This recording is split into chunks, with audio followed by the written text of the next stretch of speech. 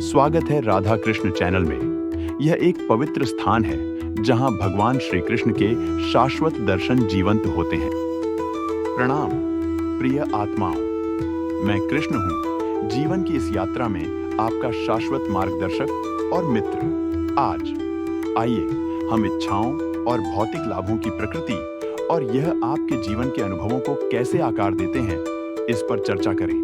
इच्छाओं की प्रकृति। इच्छाएं समुद्र की लहरों की तरह होती है, अविराम, बेचैन और लगातार बदलने वाली। ये मन से उत्पन्न होती है, जो आपकी इंद्रियों के माध्यम से संसार को अनुभव करती है। इच्छा करना स्वाभाविक है, क्योंकि इन्हीं के माध्यम से आप जीवन के साथ संलग्न होते हैं। लेकिन महत्वपूर्ण यह है कि आप उनकी प्रकृति को समझें। एक इच्छा पूरी होने पर क्षणिक संतोष देती है, लेकिन जल्द ही दूसरी इच्छा जन्म ले लेती है। यह चक्र आपको एक अंतहीन खोज में उलझा सकता है, जिससे आप बेचैन और असंतुष्ट हो जाते हैं। क्या आपने इसे अपने भीतर अनुभव किया है? अधिक पाने की लालसा, जो अभी तक आपका नहीं है, यह आपको भौतिक संसार से बांधे रखती है। भौतिक लाभों का भ्रम, भौतिक संपत्तियां और उपलब्धियां रेगिस्तान में मृग तृष्णा की तरह होती हैं। वे आनंद का वादा करती हैं, लेकिन जब प्राप्त होती हैं तो और अधिक की प्यास छोड़ जाती है। धन, सफलता और आराम गलत नहीं है, लेकिन जब इनकी खोज आपके आंतरिक शांति पर हावी हो जाती है, तब समस्या उत्पन्न होती है। याद रखें, यह भौतिक संसार क्षणभंगुर है। जो आज आपका है, वह कल खो सकता है। रिश्ते, संपत्तियां और उपलब्धियां अस्थायी हैं। उनसे चिपके रहने से कष्ट होता है।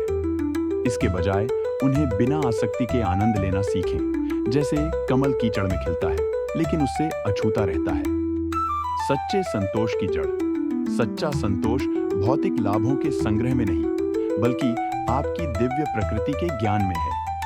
इच्छाएं जब बुद्धिमानी से निर्देशित होती है, तो आत्म साक्षात्कार की ओर ले जा सकती है। उन्हें उच्च आकांक्षाओं, सत्य, प्रेम, करुणा और सेवा की ओर मोड़ें। जैसा मैंने भगवद गीता में कहा, जब कोई व्यक्ति सभी इच्छाओं को छोड़ देता है जो मन में उत्पन्न होती हैं, और आत्मा में आत्मा के द्वारा संतुष्ट रहता है, तब उसे स्थिर बुद्धि वाला कहा जाता है। भगवद गीता 2:55। इस पर विचार करें।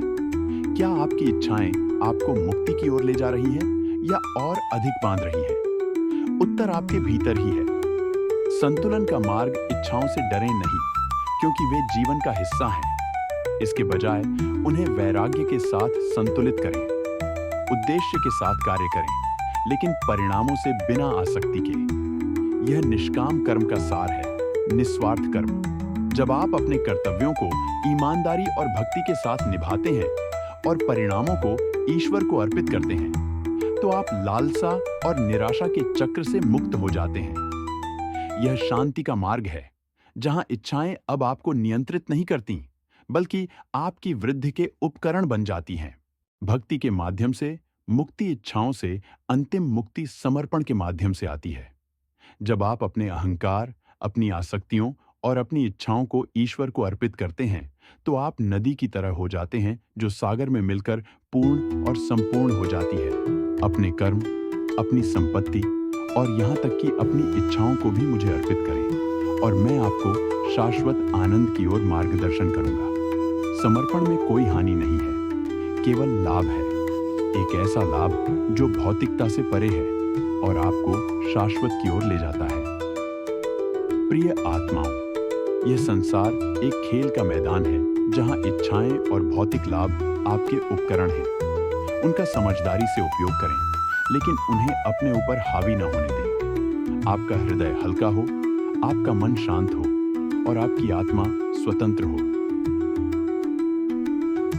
जैसे ही आप इस मार्ग पर चलते हैं, याद रखें, मैं हमेशा आपके साथ हूं, आपका मार्गदर्शन करता हूं, आपसे प्रेम करता हूं और आपकी शाश्वत प्रकृति के सत्य को समझने की प्रतीक्षा कर रहा हूं। भौतिक के क्षणभंगुर आनंद की खोज न करें, बल्कि दिव्य के असीम आनंद की खोज करें।